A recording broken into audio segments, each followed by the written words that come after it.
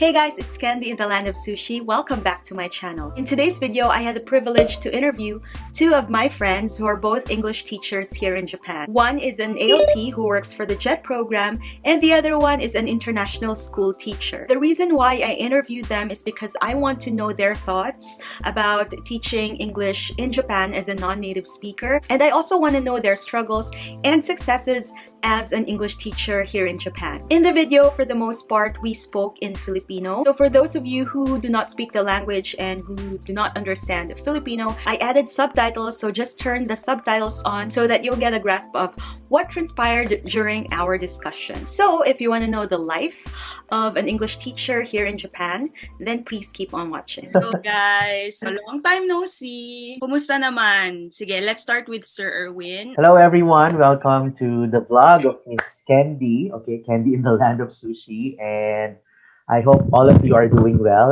I am Erwin, or more commonly known as Teacher Max dito sa YouTube. I am an ALT under the JET program, and I am on my third year dito sa Japan. Miss Joma. Okay. Hi, good afternoon or kung anong oras nyo man ito mapapanood. So, my name is Joma. Meron din akong lilitaw na vlog, which is Joma JP. Yeah, I've been living in Japan for like 6 years now. I started with my ALT job. Tapos, direct ako as BOE, directly hired ALT. And then, from there, nagbigin ako ng journey ko to some international schools. Yeah, now I am a homeroom teacher for an international school. Wow. And I am in Chiba. How long have you been teaching in the international school? This school is 2 years, tapos yung una kong international school, 1 year. Medyo strategic kasi ako. Pag nanayatagal, medyo strategic kasi ako kasi the reason why inaccept ko yung Board of Education is for me to be settled in Chiba. Kasi yung Board of Education kasi sila yung magsaset na apartment mo, na everything. Pag kasi sa international school, medyo hindi ka bebebehin eh. Kasi parang you're on an actual employee. Bahala ka sa sarili mo mag-set up ng kung anong sarili mo. Basta hired ka lang nila. Pag ALT ka kasi, i-assist ka nila, sila yung mag-set up ng mga pangangailangan mo. Pag pumasok ka na sa international school, bahala ka on your own. So now let's go to the next question. How's life and work so far amidst the pandemic? Actually, siguro sobrang lucky ko na during the first few months ng pandemic, na walang cases dito sa Kyotango. So after lang nung 'di ba nagkaroon muna tayo ng state of emergency noon, tapos work from home, yung setup ng mga teachers. Although hindi ako nakapag-work from home ako, actually isang araw lang. Kasi ALTs dito sa amin are considered part-timers. Pag ganon, papasok pa rin kami sa school. So, actually, nag-request kaming mga ALTs dito sa Kitango if we can also do work from home. So, nung pinayagan na kami mag-work from home, so isang araw kami, then after that, na-lift naman yung state of emergency. So, parang hindi ko na-enjoy yung work from home experience. And then, after that, balik sa normal. Actually, parang sabi ko nga, everything is normal except na nakamask lang kami. Although, itong period na to ngayon, meron ng cases, ganun pa rin. Pumapasok pa rin yung kids, nakamask lang, may curfew lang hanggang 8 o'clock in the evening lang pwede lumabas as much as possible. Sa school, pagdating sa klase, reminded lang na as much as possible, less collaborative activities. More on lecture muna talaga kasi iwas muna doon sa communication. April, May, di ba walang pasok? So nasa school ka, pupunta ka sa school. Yes, papasok ako sa school. During that time, nag-decide na lang ako na plan na yung mga English boards ko. Tuloy ang laban kahit may pandemic. Yes. Okay, what about you, Jo? This is very interesting, no? Because just this week, Tuesday, nagkaroon kami ng first case sa school namin. It's a very tricky situation now kasi nung unang state of emergency, ang ng government is pag nagkaroon kayo ng case, i-close yung school for like 3 days or 4 days, right? Pero recently lang, ang order is hindi na magko-close ng school. So, nung na-receive namin yung news, ang dami naming kinonsider kasi hindi namin alam kung totally shut ba right away yung school or section lang bigyan pa namin ng option yung mga bata if they still wanna come to school or do online lessons. Yun, unfortunately, there is a case in my school But life must go on. Or last year, nung nag-state of emergency yung Japan, di ba, nag-shutdown yung schools, right? In those times, did you work from home? Nung April? Yeah. Hindi kami totally nag-close ng klase. Nagtuturo pa rin kami by Zoom. Kaya wala kaming na-miss na lessons. Actually, advanced pa nga kami. Kasi yung school ko is until Saturday. May klase kami until Saturday. So, talaga, ang dami, advanced yung lessons namin. So, were teachers trained to use online classes? Yeah, do online classes. Did the school train you? Or parang inassume na lang nila na alam Kaya niya? Nagkaroon kami ng medyo training. Sa mga foreign teacher, medyo aware na tayo paano natin ginagamit yung Zoom. Pero yung mga medyo matured na Japanese teachers, medyo hindi sila familiar. Ang ginagawa ko, since malapit yung bahay ko sa school ko, pag nagkakaroon ng problema sa klase ko, pupunta ako doon just to assist the teacher.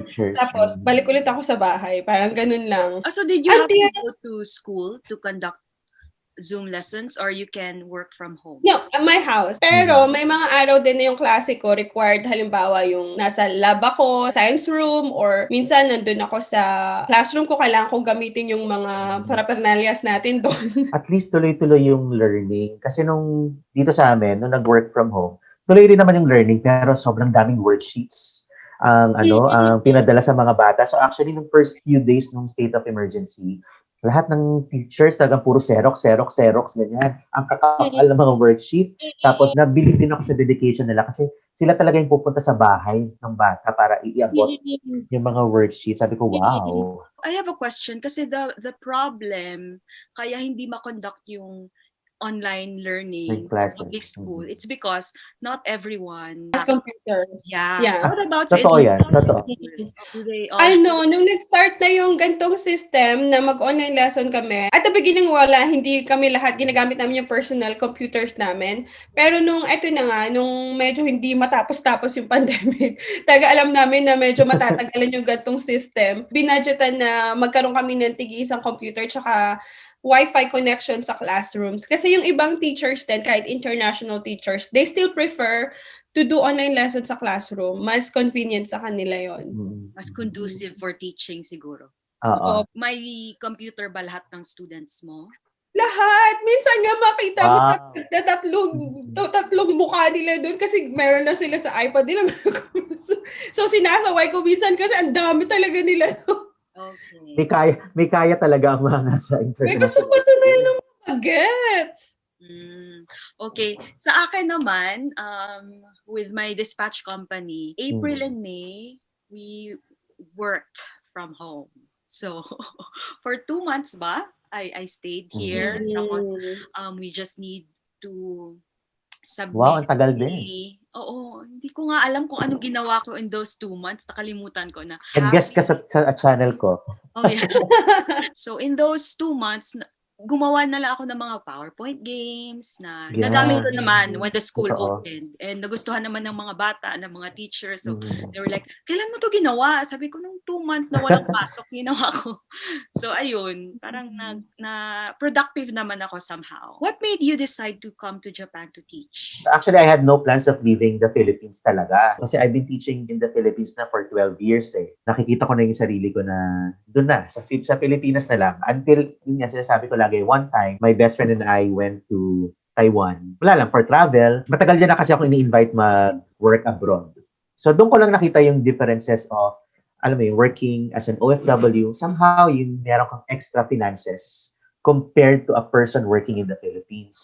So, doon ko nakita yun na parang nakita ko, wow, na parang iba rin yung, somehow may perks talaga working abroad. So, ganyan. So, sabi ko, baka I'm trying to entertain the idea na sige, why not?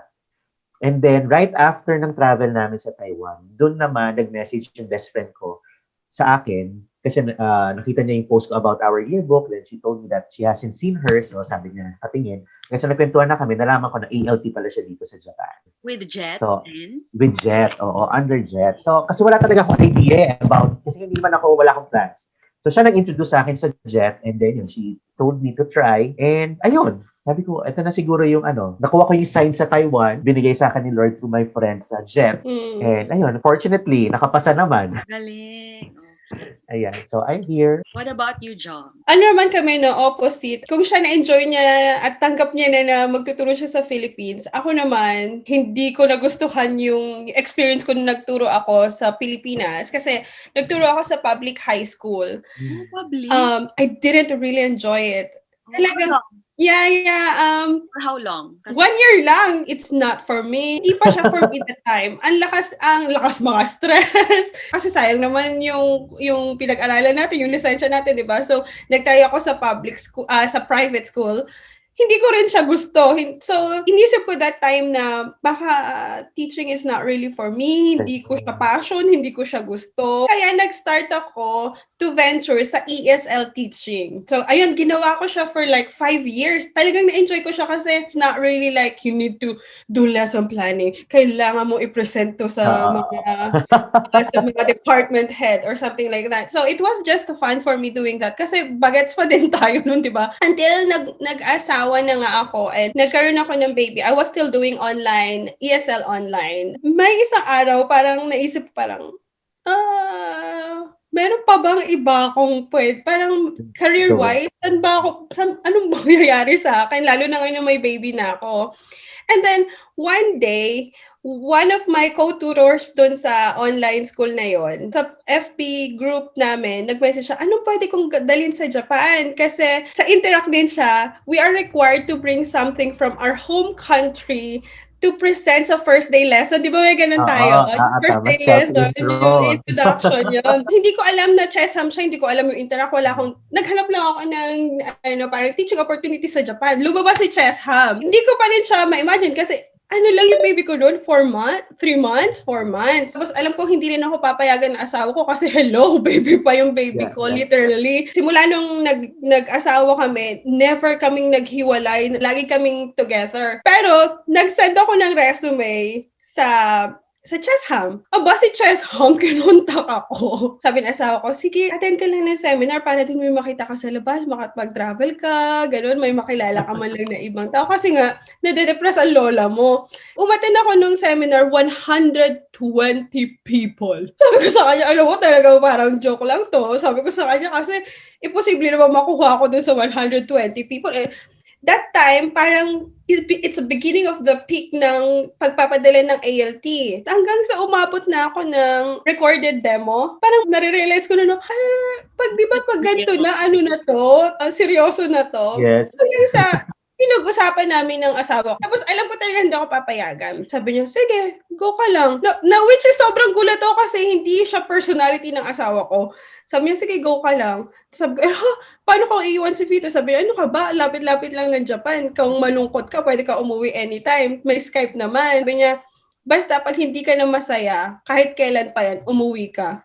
Sabi niya. Sabi niya, hindi ka, or kailangan mo kami. Tapos ang promise ko sa kanya is, within 1 year, hindi ko kayo makuha ng dalawa. By hook or by crook, uwi ako. There's no question to it. Uwi ako. Hindi yun worth it. Parang 9 months lang nakuha ko agad sila. Wow. Pero may one time ako na homesick nung nagpadala ako ng balikbayan box. Nakakainis, nakaka-homesick pala. Gusto kong pumasok sa balikbayan box. We have the same story, Jom. Because I worked for a private school in the Philippines as a preschool teacher. And then I didn't really like it. Even my parents know I wasn't enjoying. I didn't like it. I didn't like the stress, the pressure, and all that. Especially na medyo elite yung private school na pinasukan ko. So the expectations are high and the parents are parang demanding. I really hate demanding parents. So I quit after a year kasi hindi ko nakayanan. And then there was 1 year, I didn't do anything. Nag-isip ako kung anong gagawin ko next. My professor back in college, she asked me if I'm up for teaching sa university as a lecturer. Pero sabi niya, kailangan mo muna mag-masters. So I went to Cebu. I studied sa Cebu Normal University. Kasi hindi ako pinayagan mag-Manila eh. And while studying, sabi ko magpa-part-time ako or mag-full-time job kung pwede. And then, nag-ESL ako kasi alam, di ba sa Cebu, there are a lot of ESL schools. Nag-apply ako and then I got in and then nag-enjoy ako sa ESL setting. Diba? Yeah, kasi hindi ko din alam na I like pala meeting people, I like understanding different cultures. Ang dami kong na-realize when I was working as an ESL instructor. Sabi ko na-enjoy ko yung job. And then, may isang friend ako, senior ko siya sa college. She taught here in Japan, tapos best friend siya ng cousin ko. And then, she worked for Peppy. Yun yung sabi ko sa'yo na, Erwin, muntik na akong mag-Peppy. Actually, nag-apply ako sa Peppy Kids Club. But then, di nila ako tinawagan. Ayaw nila sa akin.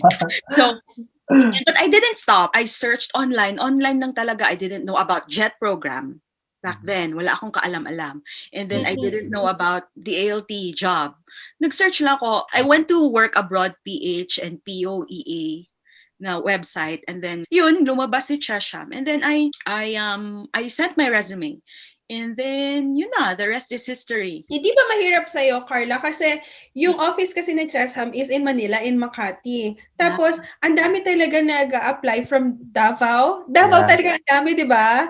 Davao and Cebu. Hindi ba mahirap kasi kailangan present ka talaga in the whole process? It was really difficult financially and physically kasi ang layo, di ba? We really have to fly for all the steps. Ang daming steps, di ba? May orientation. Tapos hindi siya magkakasunod in a week, right? Talagang sketch siya. So it was difficult, pero kailangan parang you really need to be committed if you really want something. You really need be committed to it. So ayun, and then luckily pumasa naman. Mas na-enjoy ko din yung ALT teaching kesa sa like magiging main teacher ka. Parang hindi ko carry. Hindi ko carry. Stress. Pero to be honest, I am so happy na nagbigyan ako ng teaching ko as an ALT kasi doon mo mas ma-appreciate yung Japanese culture I felt like I didn't regret na talagang nag-ALT muna ako kasi talagang dun ko minahal yung Japan. If I didn't enjoy my ALT job, I wouldn't have invited my family to live with me in Japan. Kasi Teacher Mac and Karla, it's a different setup kapag nasa international school ka na. It's totally different. Pati yung mga bata, sobrang iba na sila dun sa mga talagang nasa Japanese school. Iba na yung upbringing nila. Sorry, Jom, do you teach elementary, junior high, or high school? Elementary. Grade 2 ako ngayon. Grade 2, okay. So is it like a British international school, American international school? Actually, ang category ng school ko is we are a Catholic school with international course. Wow. So, yung school meron pa ring regular Japanese course, tapos meron kaming international course. Jom, how many Filipino teachers are teaching at your school? Are there? Dalawa kaming Pinoy. Tapos, sa Japanese course kasi, as I mentioned, meron parang ALT dun sa course na yun. Dalawa. So, 4 kami. Were you the first? Tapos, halo-halo na British, American, Canadian, Jamaican. Were you the first Filipino to be hired? No, hindi. Okay. Actually, yung department head namin is Filipino. He has been working there for 17 years. Wow. The reason why I asked this question, because I get asked this a lot, and I think we need to address this like elephant in the room. When you applied for that international school, or I'm sure you applied to other international schools before. Did you ever face like discrimination, or because you're Filipino, you're non-native English speaker? Hey guys, it's me again. I've decided to cut the video short. Instead of making one long video, I will be making it into a 2-part or 3-part video. So sorry about that, but in the coming part 2 of this video, we will be talking about our struggles, about us teaching here in Japan as a non-native English speaker. So the discussion will be all about that and whether like we faced any discrimination or whatnot. More juicy stuff coming up, so watch out for the part 2 of this video. Yeah, don't forget to subscribe to my channel if you haven't yet. Don't forget to also click the bell button so that you get notified whenever I upload a new video. That's it for now. See you in part 2.